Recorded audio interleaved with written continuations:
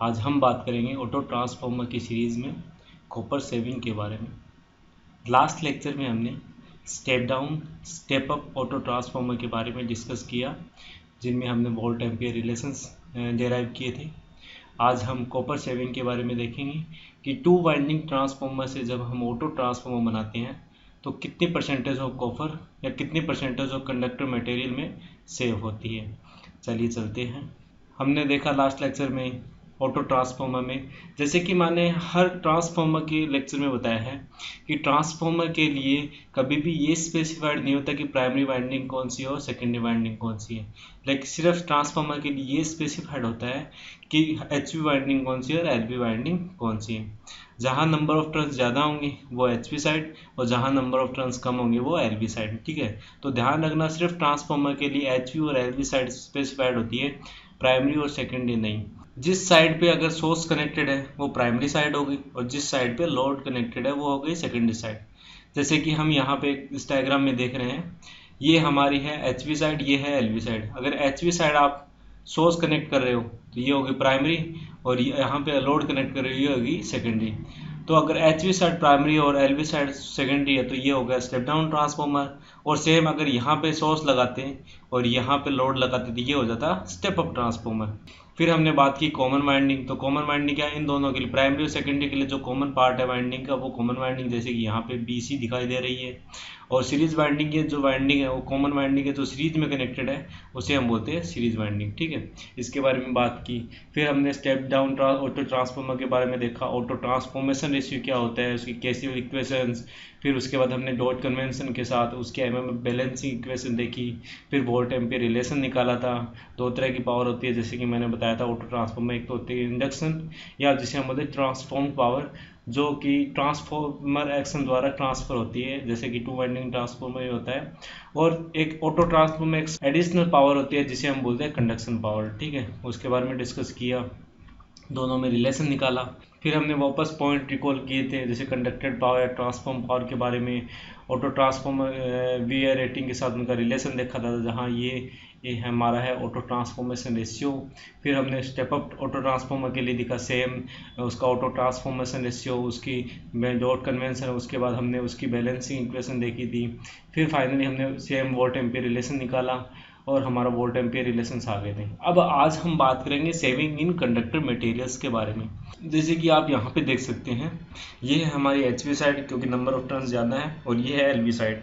अगर मैं यहाँ पे सोर्स कनेक्टेड करूँ तो ये हो जाएगा प्राइमरी, यहाँ पे लोड कनेक्ट करूँ तो ये हो जाएगी सेकेंडरी और हमारा ट्रांसफार्मर हो जाएगा स्टेप डाउन। ठीक है, अब ये टू वाइंडिंग ट्रांसफार्मर, इसमें आप टू वाइंडिंग देख सकते हैं, प्राइमरी वाइंडिंग और सेकेंडरी वाइंडिंग है, एचवी वाइंडिंग और एलवी वाइंडिंग। ठीक है, लेकिन जैसे क्या है कि यहाँ पे अगर मैं बात करूँ हमारे इनपुट में हमें 100 वोल्ट मिल रहा हो। ठीक है, और नंबर ऑफ टर्न्स कितने, नंबर ऑफ टर्न्स है 5, मतलब EMF पर टर्न होगा हमारे यहाँ पे 20 वोल्ट। ठीक है, और लास्ट में यहाँ पे सेकेंडरी में देखिए कितने टर्न्स है, 2 टर्न्स है, तो यहाँ पे वोल्टेज कितना हो जाएगा फिर 40, यही हो जाएगा। ठीक है, लेकिन अगर मैं क्या करूँ इस पॉइंट को, जैसे यहाँ पे एक पॉइंट को अगर मैं कॉमन कर देता हूँ इन दोनों की, टू वाइंडिंग ट्रांसफार्मर की एक पॉइंट को मैं इसको कॉमन कर देता हूँ, यहाँ पे मैंने इसको कॉमन यहाँ पे ले लिया। ठीक है, इस पॉइंट को, और अपर यहाँ पे जैसे 1 और 2 टर्न्स पे हमें क्या मिल जाएगा 40 वोल्ट, यहाँ से इसको 40 वोल्ट का ले लिया तो ये 40 वोल्ट मिल जाएगा। तो इससे क्या मैं फाइनली हमारी सेकंड साइड वाइंडिंग है, ठीक है, हमारी जो सेकंड साइड वाइंडिंग है, इस वाइंडिंग को क्या मैं यहाँ से हटा दूँ तो अभी मुझे इतना ही वोल्टेज मिलेगा। अगर मैं इसको यहाँ से हटा भी देता हूँ तो भी मुझे उतना ही वोल्ट मिलेगा। ठीक है, तो फाइनली क्या हुआ, जो टू वाइंडिंग था ना हमारा, उसमें यहाँ पे क्या सिर्फ एक वाइंडिंग से ही हम आउटपुट में वोल्टेज ले लेते हैं। ठीक है, जैसे 40 वोल्ट लेना था, अगर मान लो 140 होता तो स्टेप अप ट्रांसफॉर्मर हो जाता है, लेकिन यहाँ पे मैंने स्टेप डाउन ट्रांसफॉर्मर कॉन्फ़िगरेशन के बारे में देखा है, तो यहाँ सिर्फ एक वाइंडिंग से काम हो गया। अब आप ये सोचिए कि अगर दो वाइंडिंग की जगह एक वाइंडिंग से काम हुआ तो हमें जो तार या कंडक्टर मटेरियल है उसकी रिक्वायरमेंट कम हुई। ठीक है, अब कंडक्टर हमें पता है कि ट्रांसफार्मर के अंदर जो कंडक्टर होता है वो किससे बना होता है, कॉपर से। तो हम ये भी कह सकते हैं डायरेक्टली कि कॉपर में सेव हुआ या कॉपर सेव हुआ, कॉपर में की बचत हुई, मतलब कॉपर की रिक्वायरमेंट है वो कम हुई, या हम ये कह सकते हैं कंडक्टर मटेरियल की रिक्वायरमेंट कम हुई, दोनों एक ही बात है। ठीक है, तो आज इसके बारे में देखेंगे। अगर मान लो हमारे टू वाइंडिंग ट्रांसफार्मर से हम ऑटो ट्रांसफार्मर बनाते हैं तो हमारे कॉपर या कंडक्टर मटेरियल में सेविंग कितनी होती है, कितनी परसेंटेज होती है और वो किस पे डिपेंड करती है, वो किस फैक्टर पे डिपेंड करती है, आज उसके बारे में चर्चा करेंगे। तो चलिए देखते हैं। अब देखिए सबसे पहले कि हमें कोई कंडक्टर मटेरियल, यहाँ हम कॉपर की बात करें तो कॉपर क्या होता है, कॉपर का वेट होता है, और वेट क्या होता है हमें पता है, वेट होता है वॉल्यूम इनटू उसकी डेंसिटी। किसी मटेरियल का वेट क्या होता है, उस मटेरियल का वॉल्यूम एंड उस मटेरियल की डेंसिटी, ठीक है। अब यहाँ वेट ऑफ कॉपर की बात करें तो कॉपर का वेट क्या हो गया, volume of copper into copper density. लेकिन हमें पता है किसी भी मटेरियल, जैसे स्पेसिफाइड मटेरियल के लिए उसकी डेंसिटी कांस्टेंट होती है, ठीक है। अगर हम यहाँ पे प्रोपोर्शनल रिलेशन लेते हैं कॉपर के वेट का वॉल्यूम के साथ, तो कॉपर डेंसिटी हमें पता है कांस्टेंट है, तो ये प्रोपोर्शनलिटी में आ जाती है। तो हमारी वेट ऑफ कॉपर क्या हो जाएगा, proportional to volume of copper, ठीक है। अब वॉल्यूम ऑफ कॉपर, वॉल्यूम क्या होता है, वॉल्यूम होता है cross section area into length, cross section area into length of conductor या लेंथ ऑफ कॉपर। जो कंडक्टर हम यूज कर रहे हैं उसका क्रॉस सेक्शन एरिया और उसकी लेंथ ऑफ कंडक्टर, ठीक है। और हमें पता, जैसे आप एक चीज़ याद रखिए, दो तरह की रेटिंग होती है, एक तो वोल्टेज रेटिंग और एक करंट रेटिंग। वोल्टेज रेटिंग किस चीज़ पे डिपेंड करती है, वोल्टेज रेटिंग डिपेंड करती है उस मशीन के अंदर इंसुलेशन पे। मतलब वोल्टेज रेटिंग बढ़ेगी तो इंसुलेशन रिक्वायरमेंट बढ़ेगी, वोल्टेज रेटिंग कम होगी तो इंसुलेशन रिक्वायरमेंट कम होगी, ठीक है। और अब बात करते हैं हम करंट रेटिंग की। तो करंट रेटिंग अगर बढ़ी, या करंट रेटिंग किस पे डिपेंड करती है, करंट रेटिंग डिपेंड करती है कंडक्टर के क्रॉस सेक्शन एरिया पे। अगर करंट रेटिंग बढ़ी तो जो कंडक्टर है उसका क्रॉस सेक्शन एरिया ज़्यादा लेना पड़ेगा, या हम यह कह सकते हैं कि उसको ज़्यादा डायमीटर वाला कंडक्टर लेना पड़ेगा। और अगर करंट रेटिंग कम हुई तो कंडक्टर का क्रॉस सेक्शन कम होगा, या हम ये कह सकते हैं हमें कम डायमीटर वाला कंडक्टर लेना होगा, ठीक है। तो फाइनली हमने क्या देखा कि वोल्टेज रेटिंग डिपेंड करती है इंसुलेशन पे और करंट रेटिंग डिपेंड करती है कंडक्टर के क्रॉस सेक्शन एरिया पे, ठीक है।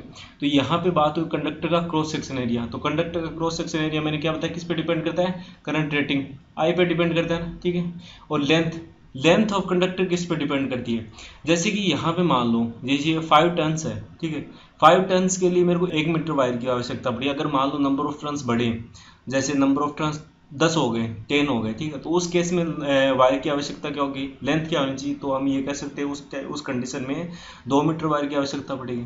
तो हम ये भी कह सकते हैं कि हमारा लेंथ ऑफ कंडक्टर इस पे डिपेंड करता है, नंबर ऑफ टर्न्स पे डिपेंड करता है ना। अगर नंबर ऑफ टर्न्स बढ़ेंगे तो कंडक्टर की लेंथ बढ़ेगी, ठीक है। तो हम ये कह सकते हैं लेंथ ऑफ कंडक्टर किस पे डिपेंड करता है, नंबर ऑफ टर्न्स पे, और क्रॉस सेक्शन एरिया किस पे डिपेंड करता है, हमारा करंट रेटिंग पे, ठीक है। तो वेट ऑफ कॉपर फाइनली हो गया हमारा N into I, number of turns into I current rating. और number of turns current into current क्या होता है हमारा MMF, मैग्नेटोमोटिव फोर्स। जैसा इलेक्ट्रिक फील्ड के अंदर EMF होता है, इलेक्ट्रोमोटिव फोर्स, जो करंट फ्लो कराता है, वैसे ही मैग्नेटिक सर्किट के अंदर MMF होता है, मैग्नेटोमोटिव फोर्स, जो कि ट्रांसफार्मर कोर के अंदर फ्लक्स को फ्लो कराता है, ठीक है। जैसे कि मैं अगर इन दोनों का सर्किट बनाऊँ, ठीक है, जैसे कि हमारा EMF होता है EF, ठीक है, वो क्या करता है किसी भी कंडक्टर के अंदर, जैसे कोई रेजिस्टेंस का वायर है उसके अंदर क्या फ्लो कराता है, करंट, उसके अंदर करंट फ्लो कराता है, ओके। और वैसे ही मैग्नेटिक फील्ड MMF होता है हमारा NI, जिसे हम मैग्नेटोमोटिव फोर्स बोलते हैं, ये क्या फ्लो कराएगा। अब बात मैग्नेटिक सर्किट की बोल रहे हैं तो यहाँ पे क्या होगा, ट्रांसफार्मर की एक कोर होगी या कोई भी कोर होगा, ठीक है। तो ये इस कोर के अंदर क्या फ्लो कराता है, ये इस कोर के अंदर फ्लो कराता है हमारा फ्लक्स, ठीक है, ये फ्लो कराता है यहाँ पर फ्लक्स, ठीक है। तो याद रखना, जैसा इलेक्ट्रिक सर्किट के अंदर EMF होता है, वैसे जो EMF क्या करंट फ्लो कराता है उस सर्किट के अंदर, वैसे ही मैग्नेटिक सर्किट के अंदर MMF होता है, मैग्नेटोमोटिव फोर्स, जो उस कोर के अंदर फ्लक्स को फ्लो कराता है, ठीक है। तो हमारा वेट ऑफ कॉपर किस पर डिपेंड हुआ, फाइनली हुआ N इंटू आई, जो होता है हमारा MMF। अब देखिए जैसे MMF हमने बात की यहाँ पे, ठीक है। तो अगर मैं कहूँ कि मेरे को वेट ऑफ कॉपर हमारा MMF पे डिपेंड करता है, अगर मैं MMF के बीच में रिलेशन निकालूँ, दोनों टू वाइंडिंग में MMF के बीच में रिलेशन निकालूँ, तो फाइनली मैं ये कह सकता हूँ ये रिलेशन मेरा दोनों के अंदर कॉपर के वेट का हुआ, ठीक है। तो अब जैसे बात करते हैं टू वाइंडिंग ट्रांसफॉर्मर में, तो टू वाइंडिंग ट्रांसफॉर्मर में MMF होते हैं दोनों साइड होते हैं, प्राइमरी और सेकेंडरी वाइंडिंग में, ठीक है। तो MMF ऑफ HV वाइंडिंग क्या हो गया, number of turns of HV into current, तो NH इंटू IH। और LV वाइंडिंग का क्या हो गया, number of turns into LV side into IL, तो NL इंटू IL। तो हमारा finally copper of two winding का जो MMF हुआ वो हो गया NH IH plus NL IL। अब हम देखते हैं ऑटो ट्रांसफॉर्मर में। ऑटो ट्रांसफॉर्मर में हमें पता दो तरह की वाइंडिंग होती है, जैसे कि हमने यहाँ पे 2 वाइंडिंग में देखा HV और LV, वैसे ही ऑटो में होती है एक तो कॉमन और दूसरी होती है हमें सीरीज।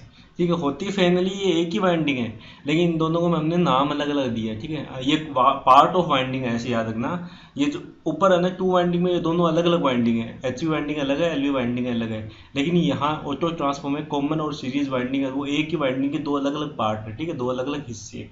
ठीक है, तो कॉमन वाइंडिंग के अंदर हमने लास्ट लेक्चर्स में भी देखा था MMF क्या होता है, NH minus NL into IH, और सीरीज वाइंडिंग में NL into IL minus IH। Finally ये हुआ हमारा NH minus NL into IH plus NL into IL minus IH। ये हुआ हमारे ऑटो ट्रांसफॉर्मर के लिए MMF, और ये हुआ हमारा 2 वाइंडिंग ट्रांसफॉर्मर के लिए MMF। ठीक है, टोटल MMF। अब देखिए हमें रिलेशन निकालना है ऑटो और 2 वाइंडिंग में वेट के अंदर, तो हमें क्या MMF का रिलेशन निकाल लेते हैं, जैसे मैंने बताया था। तो MMF का रिलेशन निकालने से हमें पता चल जाएगा उसका वेट का रिलेशन क्या होगा। तो ऑटो में क्या था, सीरीज और कॉमन वाइंडिंग का NH minus NL into IH plus NL into IL minus IH। और 2 वाइंडिंग में क्या था, हाई वोल्टेज वाइंडिंग और लो वोल्टेज वाइंडिंग है NH IH plus NL IL। फिर फाइनली इसको हम बाहर ले आएंगे तो NH IH minus NL IL plus NL IL minus NL IH upon NH IH plus NL IL। और हमें पता है NH IH क्या होता है, NL IL MM balancing equation में हमने देखे हैं।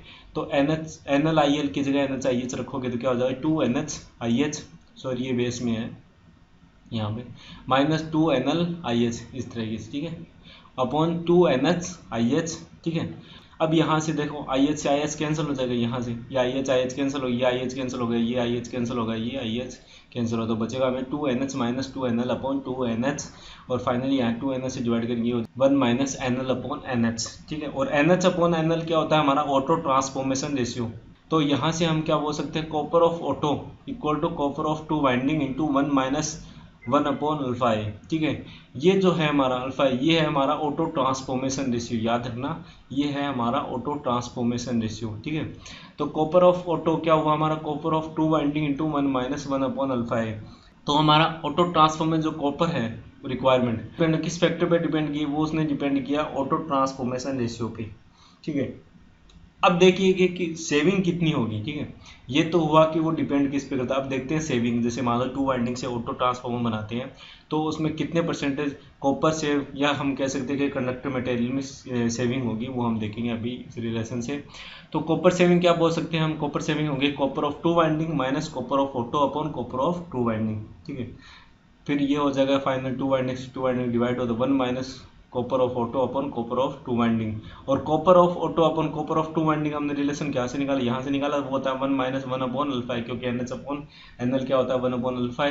ठीक है, तो ये हो जाएगा copper of saving equal to 1 minus 1 upon alpha a. तो 1 से 1 कैंसिल हो गया, तो फिर बाद में हो जाए finally copper of saving equal to 1 upon alpha a. तो हमारी कॉपर की सेविंग या कंडक्टर मटेरियल की सेविंग किस पे डिपेंड हुई, वो हुई ऑटो ट्रांसफॉर्मेशन रेशियो पे, और वो कितना हुआ 1 अपॉन अल्फा ए। ठीक है, ये तो हुई पर यूनिट की बात। अगर परसेंटेज में निकालना होता तो परसेंटेज ऑफ कॉपर सेविंग क्या हो जाएगा हमारा 1 अपॉन अल्फा ए इंटू 100। ठीक है, इसका मतलब क्या हुआ, इसका मतलब ये हुआ कि हमारा अल्फा ए का मान जितना कम होगा, अल्फा ए क्या है ऑटो ट्रांसफॉर्मेशन रेशियो का मान जितना कम होगा उतना हमें कॉपर में परसेंटेज सेविंग होगी। जैसे कि मिनिमम कितना हो सकता है, पहली बात तो ये कि मिनिमम कितना हो सकता है ऑटो ट्रांसफॉर्मेशन रेशियो का मान। पहली बात तो ये ऑटो ट्रांसफॉर्मेशन रेशियो होता क्या है, देखो ऑटो ट्रांसफॉर्मेशन रेशियो क्या होता है हमारा, number of turns at high voltage side का ratio with number of turns at low voltage side, या हम ये सकते voltage at high voltage side और voltage at low voltage side का रेशियो हमारा होता है ऑटो ट्रांसफॉर्मेशन रेशियो। ठीक है, अब देखिए मिनिमम कितना हो सकता है, हमें पता है कि ऑटो ट्रांसफॉर्मेशन रेशियो का मान बात करते हैं लेस देन 1 हो सकता है क्या, 1 से कम हो सकता है क्या। ठीक है, देखिए अगर 1 से कम होगा तो इसका मतलब क्या होगा, voltage at low voltage side कम हो गया voltage at high voltage side. लेकिन ये तो डेफिनेशन ही चेंज होगी, हाई वोल्टेज साइड वो होता है जहाँ पे वोल्टेज ज़्यादा होगा और लो वोल्टेज साइड वो होता है जहाँ पे वोल्टेज कम होगा, ठीक है। अगर लेस देन 1 लोगे तो इसका मतलब क्या हुआ, voltage at low voltage side ज़्यादा हो गया voltage at high voltage side से, ठीक है। तो ये तो पॉसिबल ही नहीं है, ठीक है, ये पॉसिबल नहीं है। फिर हम बात करते हैं इक्वल टू 1, क्या इक्वल टू 1 हो सकता है ऑटो ट्रांसफॉर्मर के केस में? इक्वल टू 1 हुआ, इसका मतलब क्या हुआ, voltage at high voltage side किसके बराबर हुआ, voltage at low voltage side के, ठीक है। वोल्टेज एट हाई वोल्टेज है, यानी हम ये कह सकते हैं number of turns at low voltage side हो गया number of turns at high voltage side के। जैसे कि हम यहाँ पे एग्जाम्पल लेते हैं, जैसे यहाँ पे number of turns eight primary कितने 4 और यहाँ पे सेकेंडरी में कितने हैं 4। जैसे इनपुट वोल्टेज 100 हो, ठीक है, तो आउटपुट वोल्टेज भी क्या होगा हमारा 100, क्यों, क्योंकि ईएमएफ पर टर्न प्राइमरी और सेकेंडरी दोनों साइड सेम होते हैं, तो सेकेंडरी में वोल्टेज हमें मिलेगा 100, ठीक है। ये तो बात हुई सेकेंड 2 वाइंडिंग ट्रांसफार्मर की। ऐसा केस जहाँ नंबर ऑफ टर्न्स या टर्न्स रेशियो इक्वल होता है, ऐसा केस हम लेते हैं सिर्फ आइसोलेशन, जब हमें आइसोलेट करना हो तो दो सर्किट को, तब हम ऐसा केस लेते हैं, ठीक है। इसमें बेनिफिट क्या होता है कि यहाँ की डिस्टोर्स, यहाँ अगर कोई प्रॉब्लम हुई या शॉर्टकट या कुछ प्रॉब्लम हुई और वोल्टेज हाई हुआ, तो हमारा ये जो सर्किट है ये इफेक्ट नहीं करेगा हमारे लोड सर्किट को, और यहाँ अगर कोई प्रॉब्लम हो तो ये इधर की साइड सर्किट को इफेक्ट नहीं करेगा। इसीलिए हम 2 वाइंडिंग ट्रांसफार्मर का टर्न्स रेशियो इक्वल करते हुए और इलेक्ट्रिकल आइसोलेट सर्किट को इलेक्ट्रिकली आइसोलेट करने के लिए इस्तेमाल किया जाता है, ठीक है। लेकिन क्या होता है, हम बात कर रहे हैं यहाँ पे ऑटो ट्रांसफार्मर, तो ऑटो ट्रांसफार्मर में क्या होता है, एक वाइंडिंग होती है हमारे एक ही मिलती है ना, जो नंबर ऑफ टर्न्स प्राइमरी और सेकेंडरी दोनों में सेम हो गए, ठीक है। अब यहाँ पे क्या है, हम इलेक्ट्रिकली आइसोलेशन कर सकते हैं या हम दो सर्किट को आइसोलेट कर सकते हैं? तो हम कहेंगे नहीं, क्यों, क्योंकि अगर यहाँ पे मान लो कि ये ओपन सर्किट हुआ, ठीक है, किसी वजह से ये ओपन सर्किट हुआ या कोई भी प्रॉब्लम आई, हमारे हाई वोल्टेज की प्रॉब्लम आई यहाँ पे प्राइमरी साइड, तो वो हमारी secondary side directly electrically conduction method द्वारा डायरेक्टली ट्रांसफर हो जाएगी, तो इलेक्ट्रिकली आइसोलेशन यहाँ पे पॉसिबल नहीं है। तो इलेक्ट्रिकली आइसोलेशन में हम नंबर ऑफ टर्न्स प्राइमरी और सेकेंडरी या हाई वोल्टेज और लो वोल्टेज साइड इक्वल लेते हैं, क्योंकि ऑटो ट्रांसफॉर्मर में इलेक्ट्रिकली आइसोलेशन पॉसिबल नहीं है, इलेक्ट्रिकल आइसोलेट नहीं कर सकते हम दो सर्किट को। तो हम क्या करेंगे, हम ये मानेंगे कि यहाँ पे ऑटो ट्रांसफॉर्मर रेशियो 1 भी नहीं रख सकते, तो ये भी पॉसिबिलिटी नहीं है। फिर क्या ग्रेटर देन 1 रख सकते हैं, बिल्कुल, हमें यही तो चाहिए, हाई वोल्टेज साइड का लो वोल्टेज साइड के साथ रेशियो ग्रेटर देन 1 होना चाहिए, ठीक है। तो ये इसका मतलब क्या हुआ, कॉपर सेविंग हमारी ज़्यादा से ज़्यादा होगी जब हमारा ऑटो ट्रांसफॉर्मर रेशियो 1 के बहुत करीब होगा। याद रखना 1 नहीं होगा, 1 के बहुत करीब होगा, जितना करीब होगा उतना हमारा परसेंटेज ऑफ कॉपर सेविंग ज़्यादा होगी, ठीक है। जैसे कि अगर मान लो यहाँ पे ऑटो ट्रांसफॉर्मर रेशियो हमारा 2 होता, तो परसेंटेज कॉपर सेविंग क्या हो जाती है, परसेंटेज कॉपर सेविंग हो जाती है हमारी 50%। सेम 3 होता था 33.3% होता है, ठीक है। तो हमारा परसेंटेज कॉपर सेविंग या कॉपर ऑफ सेविंग किस पे डिपेंड कर रहा है, हमारा ऑटो ट्रांसफॉर्मेशन रेशियो, ठीक है, इस अल्फा ए पे ऑटो ट्रांसफॉर्मेशन रेशियो पे डिपेंड कर रहा है। जितना ज़्यादा होगा उतना हमारा परसेंटेज कॉपर सेविंग कम होगी, या जितना कम होगा उतना परसेंटेज कॉपर सेविंग ज़्यादा होगी। और मिनिमम कितना हो सकता है, मिनिमम हो सकता है 1 के बिल्कुल करीब, लेकिन 1 नहीं हो सकता। 1 क्यों नहीं हो सकता, क्योंकि इलेक्ट्रिकल आइसोलेट नहीं कर सकते हम ऑटो ट्रांसफॉर्मर के केस में दो सर्किट को, इसीलिए नंबर ऑफ टर्न्स प्राइमरी और सेकेंडरी तो होना पॉसिबल ही नहीं है, ऐसा कोई केस भी नहीं है, लेकिन 1 के आसपास होना चाहिए। जितना 1 के करीब होगा उतना हमारा परसेंटेज कॉपर सेविंग बढ़ेगी, और जितना दूर होगा उतनी परसेंटेज कॉपर सेविंग कम होगी।